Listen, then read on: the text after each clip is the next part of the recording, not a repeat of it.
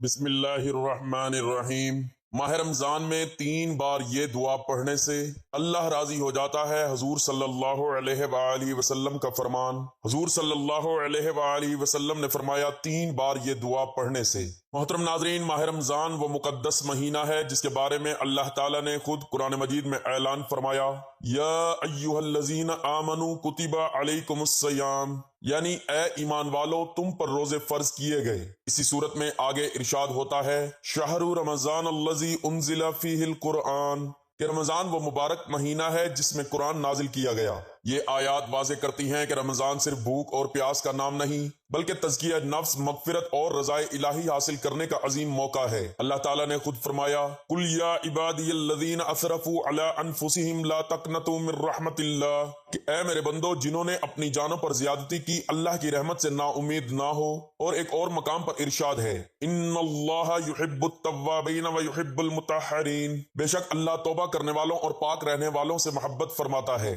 یہی وہ مہینہ ہے جس میں اللہ تعالیٰ کی رضا آسانی سے حاصل ہوتی ہے اور بندہ تھوڑی سی محنت سے بڑی کامیابی پا لیتا ہے۔ محمد صلی اللہ علیہ وآلہ وسلم نے ارشاد فرمایا، جب رمضان آتا ہے تو جنت کے دروازے کھول دیے جاتے ہیں اور جہنم کے دروازے بند کر دیے جاتے ہیں۔ ایک اور حدیث میں آپ صلی اللہ علیہ وآلہ وسلم نے فرمایا، جس نے ایمان اور احتساب کے ساتھ رمضان کے روزے رکھے اس کے پچھلے گناہ معاف کر دیے جاتے ہیں۔ اسی طرح ایک اور روایت میں آیا کہ رمضان کا پہلا عشرہ رحمت، دوسرا مغفرت اور تیسرا جہنم سے آزادی کا ہے۔ ایک اور حدیث میں نبی کریم صلی اللہ علیہ وآلہ وسلم نے فرمایا، اللہ تعالیٰ ہر رات کئی لوگوں کو جہنم سے آزاد فرماتا ہے۔ ان احادیث مبارکہ سے واضح ہوتا ہے کہ رمضان مغفرت اور پاکیزگی کا مہینہ ہے۔ بندہ اگر اخلاص کے ساتھ اللہ کو پکارے تو اس کی دعائیں رد نہیں ہوتی۔ قرآن پاک میں اللہ تعالیٰ فرماتے ہیں، وَإِذَا سَأَلَكَ عِبَادِي عَنِّي فَإِنِّي قَرِيبٌ أُجِيبُ الدَّعْوَةَ الدَّاعِ إِذَا دَعَانِ، یعنی جب میرے بندے میرے بارے میں پوچھیں تو کہہ دو کہ میں قریب ہوں،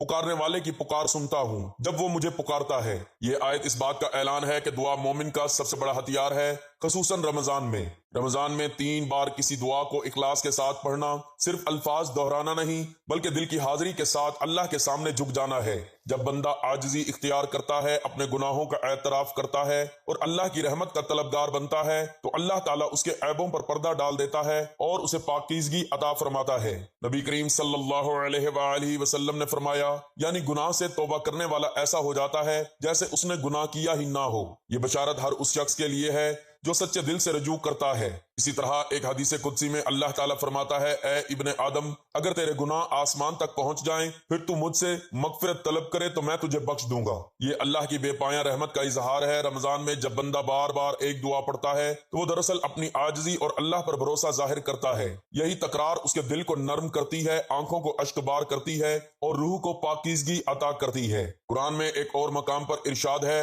قد افلح من زکاہا، کہ کامیاب ہوا وہ جس نے اپنے نفس کو پاک کر لیا۔ اور رمضان اسی تزکیہ کا مہینہ ہے۔ جب بندہ 3 بار کسی مسنون دعا کو پڑھتا ہے تو وہ دراصل اپنے نفس کی اصلاح کا اعلان کرتا ہے۔ یہ 3 مرتبہ پڑھنا اس بات کی علامت ہے کہ بندہ سنجیدہ ہے، مخلص ہے اور اپنے رب کی رضا کا طالب ہے۔ رمضان میں اللہ کی رضا حاصل کرنا سب سے بڑی کامیابی ہے، کیونکہ اللہ راضی ہو جائے تو دنیا و آخرت سنور جاتی ہے۔ قرآن میں ارشاد ہے، رضی اللہ عنہم ورضوا عنہ، کہ اللہ ان سے راضی ہوا اور وہ اللہ سے راضی ہوئے۔ یہ وہ مقام ہے جو ہر مومن کی آرزو ہے۔ جب بندہ اخلاص کے ساتھ دعا کرتا ہے، توبہ کرتا ہے اور بار بار اللہ کی طرف رجوع کرتا ہے تو اللہ تعالیٰ اس کے گناہوں کو مٹا دیتا ہے اور اسے پاکیزگی عطا فرماتا ہے۔ بس رمضان میں 3 بار ایک خاص دعا پڑھنے کی تلقین دراصل اس بات کی طرف اشارہ ہے کہ بندہ اپنے رب کے سامنے مکمل عاجزی اختیار کرے، بار بار اس کی رحمت کا طلبگار بنے اور اپنی اصلاح کی کوشش کرے۔ جب یہ کیفیت پیدا ہو جاتی ہے تو اللہ تعالیٰ اس کے ہر عیب پر پردہ ڈال دیتا ہے، اس کے گناہوں کو معاف فرما دیتا ہے اور اسے اپنی رضا کی دولت عطا فرماتا ہے۔ حدیث ترمذی شریف میں وارد ہے کہ ایک بوڑھا شخص نبی کریم صلی اللہ علیہ وآلہ وسلم کی خدمت اقدس میں حاضر ہوا، عرض کی کہ گناہ بہت زیادہ رکھتا ہوں، عمر ہو چکی ہے، اللہ کی نافرمانیاں اور گناہ بہت رکھتا ہوں، جنت کا سوال ہے۔ رسول کریم صلی اللہ علیہ وآلہ وسلم نے ارشاد فرمایا، جو شخص یہ دعا پڑھتا ہے اللہ تعالیٰ اس سے راضی ہو جاتا ہے، اس کے تمام گناہ معاف کر دیتا ہے، اس پر اللہ کی رحمت برستی ہے اور ان کے تمام گناہ معاف ہو جاتے ہیں۔ اس بوڑھے شخص نے یہ ارشاد سن کر نعرہ تکبیر کہا اور روانہ ہو گیا۔ ناظرین محترم، اللہ تعالیٰ ارشاد فرماتا ہے، اے ابن آدم، تیری پیدائش میں کون کون سی نعمتوں سے ابتدا ہوئی؟ تراب یعنی کہ مٹی سے ہوئی ہے، پھر یہ مٹی نباتات کی شکل میں ڈھل جاتی ہے اور سبزہ اس کی غذا بنتا ہے، اور غذا خون بناتی ہے، اور پھر نطفہ بناتی ہے، پھر یہ نطفہ رحم مادر میں جا کر جمع ہوا خون بن جاتا ہے، دوسرے مرحلے میں گوشت کی بوٹی بن جاتا ہے، پھر اس کو ہڈیاں پہنائی جاتی ہیں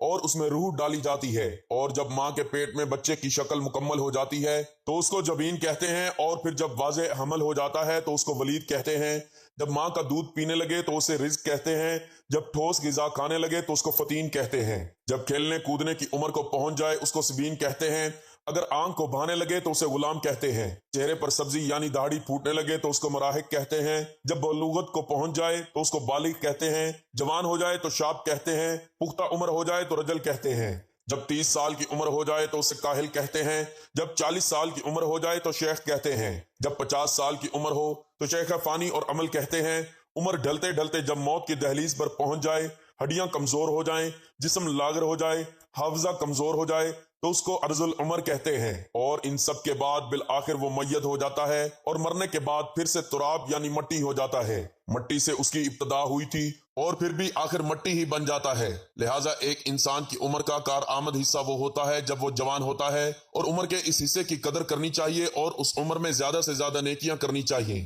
ناظرین محترم، ایک حدیث مبارکہ میں ارشاد نبوی صلی اللہ علیہ وآلہ وسلم ہے، 5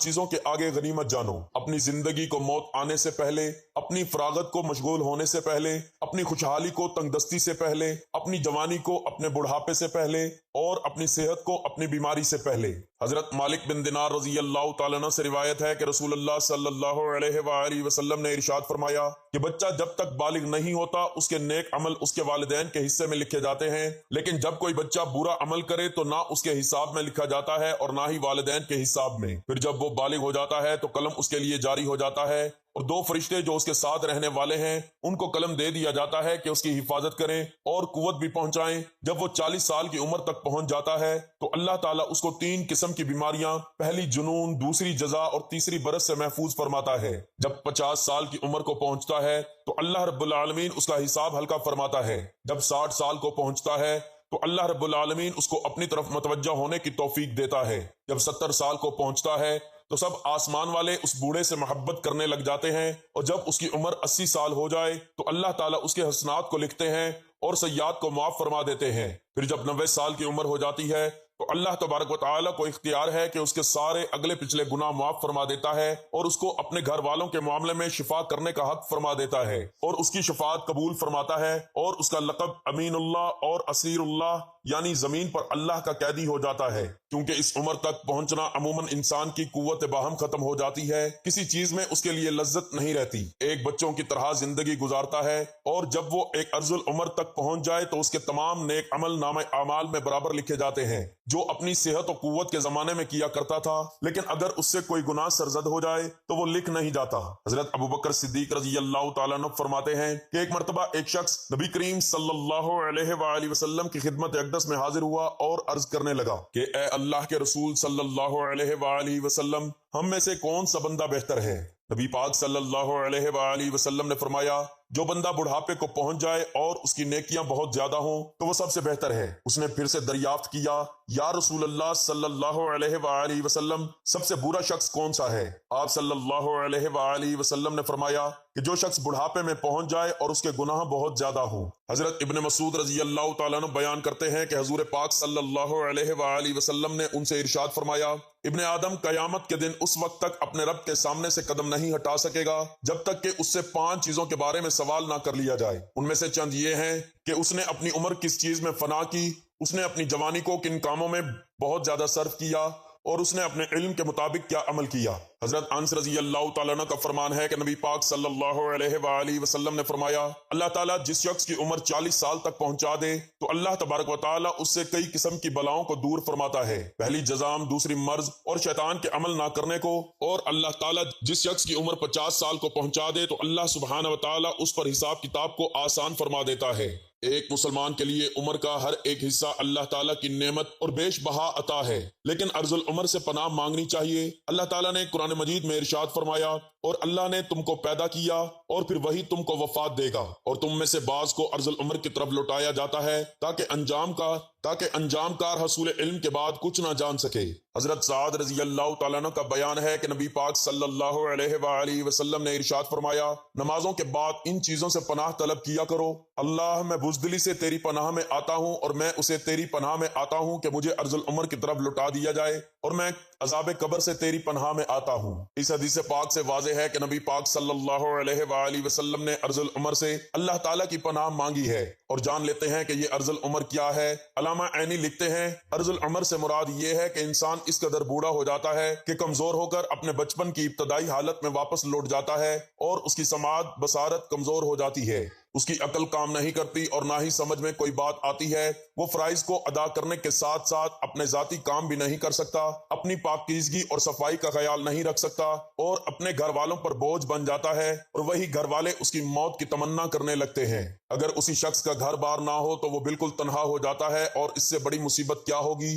دعا ہے کہ اللہ پاک اس عمر سے ہم سب کو محفوظ فرمائے۔ 40 سال کی عمر کے بعد انسان کے اعصاب کمزور ہو جاتے ہیں، اور جن لوگوں پر اللہ سبحانہ و تعالیٰ کی خصوصی کرم نوازی ہوتی ہے، جیسے علماء کرام اور اولیاء اللہ، وہ 60 سال کے بعد بھی مضبوط نظر آتے ہیں اور ان کے حواس قائم رہتے ہیں۔ حضرت عطا نے حضرت ابن عباس رضی اللہ تعالیٰ عنہ سے روایت کی ہے، سورۃ النحل کی آیت میں ارذ العمر کا جو تذکرہ ہے مسلمانوں کے لیے نہیں ہے، کیونکہ مسلمانوں کی عمر جب زیادہ ہو جاتی ہے، اللہ کے نزدیک ان کی عزت اور کرامت بڑھتی جاتی ہے، اور اس کی عقل معرفت بھی زیادہ ہو جاتی ہے۔ اور حضرت اکرمہ نے کہا کہ جو قرآن مجید کی تلاوت کرتا رہتا ہے وہ ارذ العمر کی طرف نہیں لوٹایا جاتا۔ ایک مرتبہ ایک شخص نے حضرت علی کرم اللہ وجہ الکریم کی خدمت میں حاضر ہو کر یہ سوال کیا، امیر المؤمنین، میرے بال سفید ہوتے جاتے ہیں، اس کا کیا مقصد ہے؟ حضرت علی کرم اللہ وجہ الکریم نے فرمایا کہ جب حضرت آدم علیہ السلام زمین پر آئے اور وہ بوڑھے ہونے لگے تو ان کے بال بھی سفید ہونے لگے، اور جب پہلی مرتبہ حضرت آدم علیہ السلام نے اپنے بالوں کو سفید ہوتے ہوئے دیکھا تو اللہ تبارک و تعالی سے عرض کی، اے اللہ،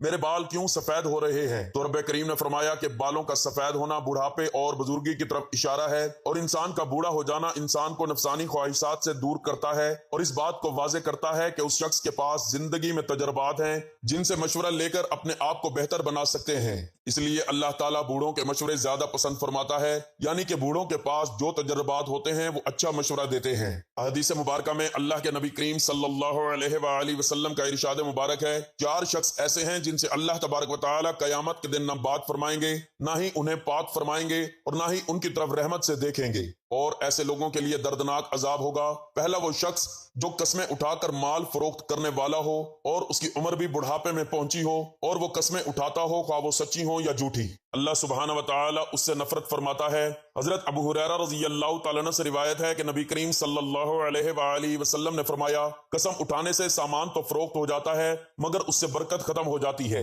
یہ حدیث متفق علیہ ہے اور یہ الفاظ ابو داؤد کے ہیں۔ نبی کریم صلی اللہ علیہ وآلہ وسلم قسم کا معمولی سمجھ لیں اور تجارت کو فروخت کرنے اور کمائی کی خاطر کثرت سے قسم کھانے سے ڈرا رہے ہیں، اس لیے کہ جب کسی سامان پر جھوٹی قسم کھاتا ہے تو خریدنے والا قسم کھانے کے سبب اسے اپنی قسم میں سچا سمجھتے ہوئے یہ سامان تو خرید لیتا ہے، چنانچہ اس کے رزق میں برکت ہو جاتی ہے، بلکہ ہو سکتا ہے کہ منافق کے ساتھ ساتھ حقیقی قیمت بھی ضائع ہو جائے۔ یقیناً جو کچھ اللہ تعالیٰ کے پاس ہے اسے اس کی نافرمانی کے ذریعے حاصل نہیں۔ دوسرا وہ شخص جن کی عمر ہو چکی ہو اور وہ متکبر اور فقیر ہو، یعنی ایسا شخص جس کے پاس نہ تو مال ہے اور نہ ہی وہ لوگوں کو بڑھا چڑھا کر بتاتا ہے کہ میرے پاس یہ بھی ہے اور فلاں چیز بھی ہے، یعنی ایک تو فقیر اور کنگال اور دوسروں کا دست نگر اور محتاج، اور اوپر سے تکبر کر کے اپنی جھوٹی برتری ظاہر کرتا ہے۔ اللہ تبارک و تعالیٰ کو یہ بات ہرگز پسند نہیں۔ اللہ تبارک و تعالیٰ تو کسی مالدار اور غنی شخص کا تکبر کرنا پسند نہیں کرتا، تو پھر فقیر اور محتاج تکبر کرے۔ اللہ سبحانہ و تعالیٰ کے نزدیک ایسے شخص کا تکبر کرنا مالدار آدمی سے زیادہ قبیح ہے۔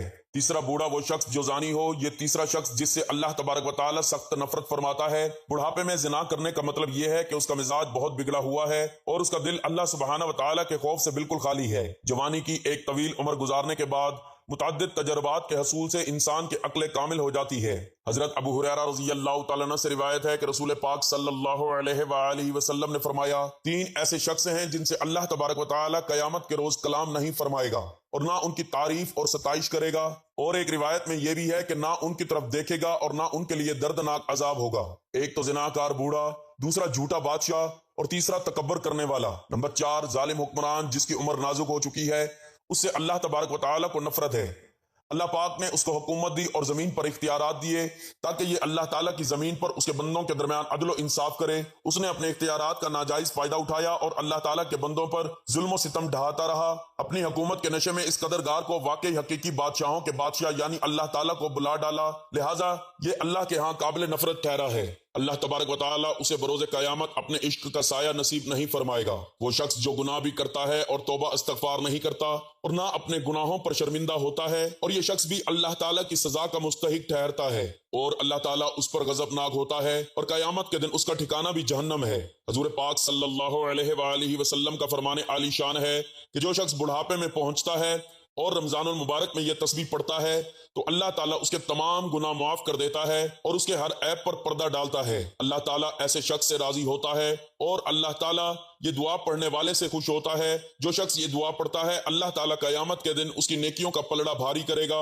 اور گناہوں کو معاف فرما دے گا۔ تو ناظرین محترم، ماہ رمضان المبارک میں حضور پاک صلی اللہ علیہ وآلہ وسلم کی بتائی گئی دعا کو 3 مرتبہ آپ نے روزانہ پڑھ لینا ہے۔ اگر آپ اسے کسی نماز کے بعد پڑھنا چاہیں تو بھی افضل ہے۔ اگر نماز کے بعد نہیں پڑھ سکتے تو جب جہاں جیسے آپ کو وقت مل جائے چلتے پھرتے بھی آپ اس دعا کو پڑھ سکتے ہیں۔ اس کے لیے سب سے پہلے آپ نے حضور پاک صلی اللہ علیہ وآلہ وسلم کی ذات اقدس پر درود پاک کا نذرانہ پیش کرنا ہے۔ درود پاک آپ کوئی سا بھی پڑھ سکتے ہیں۔ آپ صلی اللہ علیہ وآلہ وسلم پڑھ لیں، آپ صلی اللہ علی محمد پڑھ لیں، آپ درود ابراہیمی کہ جس کی فضیلت اور اہمیت بہت زیادہ ہے وہ پڑھ لیں۔ ثواب کے طور پر ایک مرتبہ میرے ساتھ بھی درود پاک پڑھ لیں۔ اللہم صلی علی محمد وعلی آل محمد کما صلیت علی ابراہیم وعلی آل ابراہیم انک حمید مجید۔ اللہم بارک علی محمد وعلی آل محمد کما بارکت علی ابراہیم وعلی آل ابراہیم انک حمید مجید۔ درود پاک پڑھنے کے بعد آپ نے اللہ تعالیٰ کے ان مبارک ناموں کی مکمل ایک تسبیح پڑھ لینی ہے۔ یا رحمانو، یا رحیمو، یا غفورو، یہ اللہ تعالیٰ کی رحمت اور مغفرت کے صفاتی نام ہیں۔ قرآن میں ارشاد ہے ان اللہ غفور الرحیم، بے شک اللہ بہت بخشنے والا نہایت رحم کرنے والا ہے۔ آپ ان تینوں ناموں کو ملا کر پڑھیں گے تو ایک شمار ہوگا۔ اس کو آپ ہاتھوں کی انگلیوں پر یا تسبیح کے دانوں پر گن کر پورے 100 مرتبہ پڑھ لیں گے۔ اس کے بعد آپ نے یہ دعا پڑھ لینی ہے استغفر اللہ الذی لا الہ الا هو الحی القیوم واتوب الیہ۔ ترجمہ: میں اس اللہ سے مغفرت طلب کرتا ہوں جس کے سوا کوئی معبود نہیں، وہ ہمیشہ زندہ اور سب کو قائم رکھنے والا ہے، اور میں اسی کی طرف توبہ کرتا ہوں۔ یہ دعا حدیث مبارکہ میں وارد ہوئی ہے۔ محمد صلی اللہ علیہ وآلہ وسلم نے فرمایا جو شخص یہ کلمات کہے اللہ اس کے گناہ معاف فرما دیتا ہے اگرچہ وہ میدان جنگ سے بھاگا ہو۔ رمضان المبارک میں جب بندہ اس دعا کو 3 مرتبہ اخلاص کے ساتھ پڑھتا ہے تو وہ اللہ تعالیٰ کے حضور اپنے گناہوں کا اعتراف کرتا ہے۔ اس دعا میں اللہ تعالیٰ کے عظیم صفاتی نام الحی ہمیشہ زندہ رہنے والا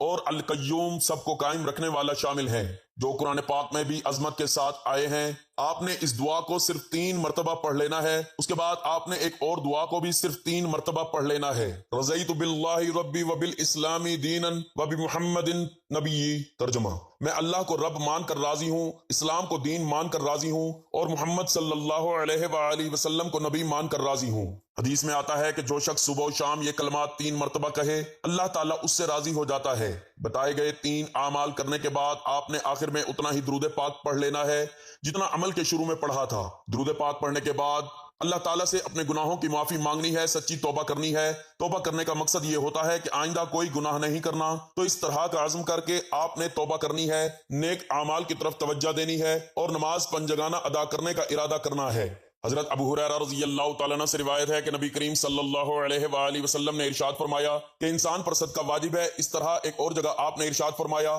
تم میں سے جو آدمی بھی صبح کا سورج دیکھتا ہے اس کے ہر جوڑ پر صدقہ واجب ہو جاتا ہے۔ یعنی نبی کریم صلی اللہ علیہ وآلہ وسلم کے ان ارشاد کی روشنی میں ہمیں پتہ چلتا ہے کہ جیسے ہی ہم پر اگلا دن چڑھتا ہے ہمارے جتنے بھی جوڑ ہیں، یعنی ہمارے جسم میں 360 کے قریب جوڑ ہیں، ان تمام فہرست کا صدقہ واجب ہو جاتا ہے۔ لیکن ہم میں سے کتنے لوگ ایسے ہیں کہ جو اپنے جسم پر واجب ہونے والے اس صدقے کو دیتے ہیں؟ ہم میں سے زیادہ تر لوگ تو تبھی صدقہ دیتے ہیں جب ہم بیمار پڑ جاتے ہیں یا ہم پر کوئی بڑی مصیبت نازل ہو جاتی ہے۔ اس سے پہلے تو صدقہ دینے کا نہ تو ہمارے ذہن میں کوئی تصور ہوتا ہے اور نہ ہی ہم میں سے زیادہ تر لوگ صدقہ دیتے ہیں، اور یہی وجہ ہے کہ ہماری زندگیوں میں اچانک سے مصیبتیں، پریشانیاں اور تنگیاں آتی چلی جاتی ہیں، اور ہمیں سمجھ نہیں آ رہا ہوتا کہ ہم زندگی میں ایسی کون سی غلطی کر رہے ہیں جس کی وجہ سے ہماری زندگی میں مسائل اور پریشانیاں بڑھتی جا رہی ہیں۔ ہم پر بلائیں نازل ہو رہی ہیں، ہم پر رزق کی تنگی ہو رہی ہے اور ہم مسلسل پریشانیوں کے بوجھ تلے دبتے جا رہے ہیں۔ اصل میں وہ وجہ ہے صدقے کا نہ دینا۔ اسلامی تعلیمات اور نبی کریم صلی اللہ علیہ وآلہ وسلم کے مختلف ارشادات کی روشنی میں ہمیں پتہ چلتا ہے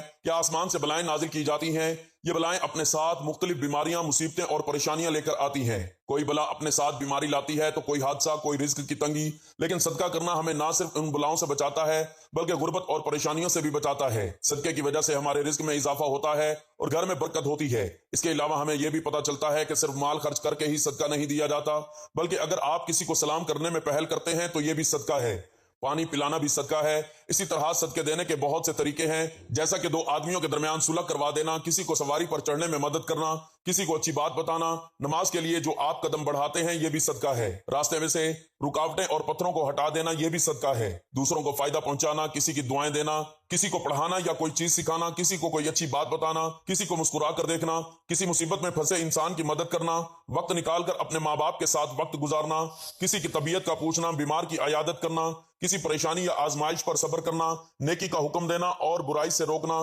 کسی کو معاف کر دینا اس کے باوجود آپ کے پاس اسے سزا دینے کا اختیار ہو، یہاں تک کہ اپنی بیوی کو اپنے ہاتھوں سے کچھ کھلانا اور اس سے پیار محبت کی باتیں کرنا بھی صدقہ ہے۔ اسلام میں صدقہ دینے کی بہت سی فضیلتیں ہیں۔ کہا جاتا ہے کہ بے شک مومن قیامت تک اپنے صدقے کے سائے میں ہوگا۔ مسلمان ہونے کے ناطے یہ نہ صرف ہمارا ایمان ہے بلکہ عام مشاہدہ اور تجربہ بھی ہے کہ جب ہم اللہ تعالیٰ کی راہ میں خرچ کرتے ہیں، اپنی نیت صاف رکھتے ہیں اور دکھاوا نہیں کرتے، تب اللہ تعالیٰ اس نیکی کو کئی گنا بڑھا کر ہمیں واپس لوٹا دیتے ہیں۔ اللہ تعالیٰ نے قرآن مجید میں ارشاد فرمایا کہ اے ایمان والو، اللہ کی راہ میں ہمارے دیے ہوئے میں سے خرچ کرو۔ ہم انسانوں کی اوقات کچھ نہیں، نہ ہی ہمارے بس میں کچھ ہے۔ ہم پر ساری عنایتیں اس رب کی ہیں جو اس جہاں کا مالک ہے۔ یہ اسی ذات کا کرم ہے کہ اس نے ہمیں دینے والوں میں سے بنایا ہے، لہٰذا یہ ہمارا فرض ہے کہ ہم اس استطاعت کردہ رزق سے غریبوں، مسکینوں، لاچاروں، ضرورت مندوں، یتیموں اور بے سہارا لوگوں کی مدد کریں، ان کی ضروریات کا اس طرح خیال کریں جس طرح اللہ سبحانہ و تعالی ہماری ضروریات کا خیال کرتا ہے اور ہمارے گناہوں کا پردہ رکھتا ہے۔ میری اللہ تعالیٰ سے دعا ہے کہ اللہ تعالیٰ ہمیں صدقہ کرنے کی توفیق عطا فرمائے اور ہم سب کی تمام حاجتیں پوری کرے۔ اے اللہ، تو نے دستے دعا کا ذمہ لیا ہے تو میری دعا کو رد نہ کر، اور جبکہ تو نے مجھے دعا کا حکم دیا ہے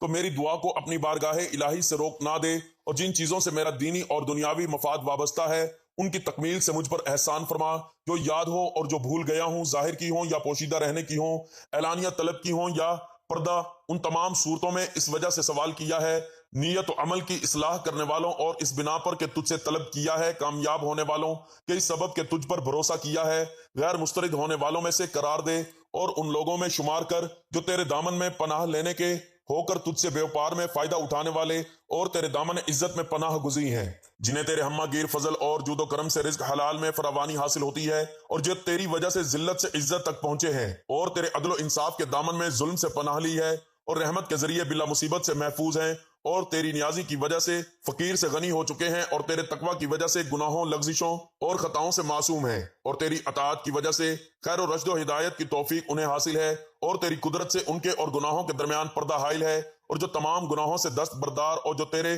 جوار رحمت میں مقیم ہیں، تو ان سب کا حامی و ناصر ہو۔ آمین ثم آمین۔ دعا ہے کہ اللہ تعالیٰ نیکی کی بات کو سننے، سمجھنے اور اس پر عمل کرنے کی توفیق عطا فرمائے۔ میرا سنانا اور آپ کا سننا اپنی پاک بارگاہ الہی میں قبول و منظور فرمائے۔ آمین ثم آمین۔ ناظرین، آپ سے گزارش ہے کہ اپنے رزق میں برکت، وسعت اور کشادگی کے لیے اللہ تعالیٰ کے 99 ناموں میں سے کوئی ایک نام ضرور شیئر کریں۔ اللہ تعالیٰ ہم سب کا حامی و ناصر ہو۔ آمین۔ جزاک اللہ۔